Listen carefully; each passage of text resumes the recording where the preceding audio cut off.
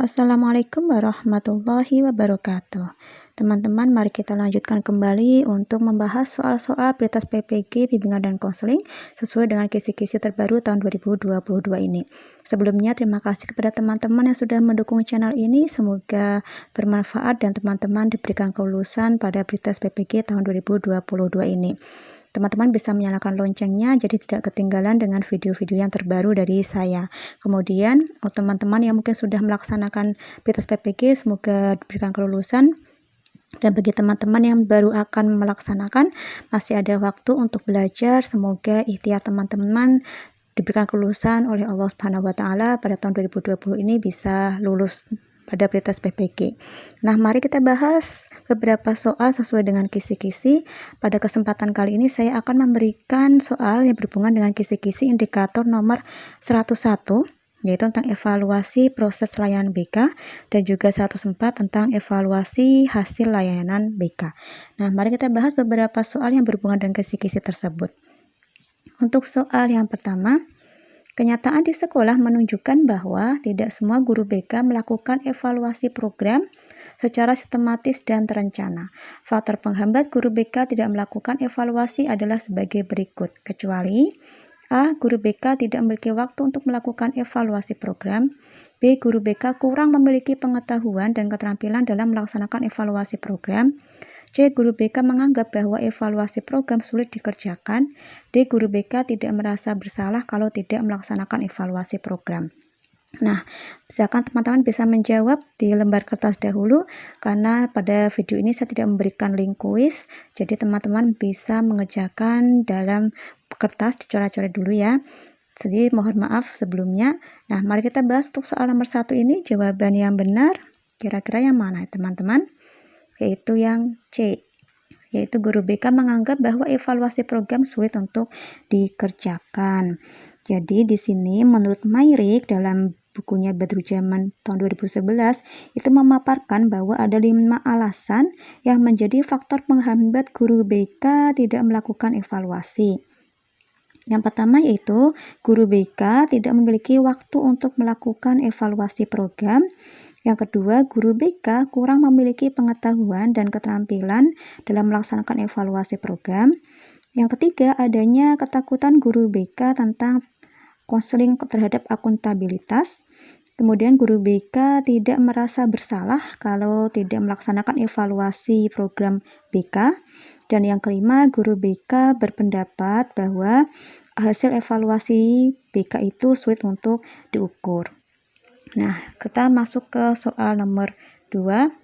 Terdapat sekurang-kurangnya tenaga ahli bimbingan untuk melayani 250-300 orang peserta, termasuk kriteria dalam pelaksanaan evaluasi program A. Internal, B. Eksternal, C. Proses, D. Hasil. Nah, kira-kira jawabannya yang mana teman-teman? Nomor 2 itu jawabannya adalah yang B, jadi masuk dalam evaluasi eksternal. Dari ada evaluasi ya, pelaksanaan evaluasi, ada internal dan juga eksternal. Untuk internal itu ada beberapa hal. Yang pertama yaitu program bimbingan disusun dengan bersumber pada kebutuhan peserta didik yang nyata dan realitas dengan mengingat tugas-tugas perkembangan dan tentang umur peserta didik. Kemudian sifat-sifat bimbingan dan perkembangan dan juga menonjol adalah preventif dan developmental. Kemudian untuk eksternal itu selain yang ada dalam soal ini, itu juga terselenggaranya sistem kartu pribadi, kemudian yang membuat kehimpunan data yang relevan untuk setiap peserta didik. Jadi dalam pelaksanaan evaluasi program itu ada internal dan juga eksternal. Untuk soal nomor 2 ini jawaban yang benar adalah yang B, eksternal. Nah, kita masuk ke soal nomor 3. Evaluasi BK yang dikembangkan sampai sejauh mana keterlibatan orang tua dalam layanan BK di sekolah termasuk dalam A. Evaluasi proses, B. Evaluasi hasil, C. Evaluasi program, D. Evaluasi kegiatan. Jawabannya yang mana teman-teman? Yaitu yang A. Evaluasi proses. Dalam evaluasi proses itu, selain untuk melihat dalam keterlibatan orang tua, juga ada faktor penilaian proses berikutnya, ada juga faktor pada peserta didik, kemudian ada juga bidang kerjasama dengan berbagai badan-badan yang ada di luar. Nah, kita masuk ke soal nomor 4. Formative Summative Evaluation Model adalah salah satu model penilaian yang dapat digunakan atau diterapkan dalam penilaian BK. Model ini dikembangkan oleh Michael Shriven dan merupakan jenis penilaian yang berorientasi pada A. Proses dan hasil, B. Kegunaan hasil, C. Tujuan dan hasil, D. Program dan hasil. Di sini tentu teman-teman sudah tahu formatif sumatif itu adalah proses dan hasil. Prosesnya adalah formatif, hasilnya adalah sumatif. Jadi jawabannya adalah yang A. Kemudian untuk soal nomor 5. Kegiatan evaluasi yang memfokuskan pada upaya menemukan bukti seberapa besar siswa terbantu dan terfasilitasi perkembangannya merupakan evaluasi A. Proses, B. Sarana dan prasarana, C. Instrumen, D. Produk atau hasil. Nah, di sini kita lihat bahwa upaya adalah menemukan bukti. Kalau ada bukti berarti ada produk atau hasil. Maka nomor 5 jawabannya adalah yang D. Kemudian untuk soal yang terakhir, mohon maaf saya hanya memberikan 6 soal. Penilaian segera, penilaian jangka pendek, penilaian jangka panjang termasuk dalam evaluasi.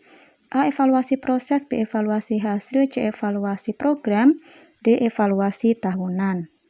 Nah, untuk ini itu masuknya adalah dalam evaluasi hasil. Jadi evaluasi hasil itu merupakan komponen-komponen dalam evaluasi program bimbingan dan konseling yang di dalamnya juga menyatakan ada penilaian hasilnya itu adalah LAISEK gitu ya. Kemudian ada LAIJAPEN dan juga ada LAIJAPAN.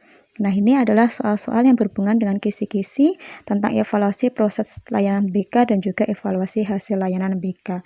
Semoga bisa membantu teman-teman dalam belajar dan semoga bermanfaat teman-teman diberikan kelulusan dalam tes PPG tahun 2022 ini.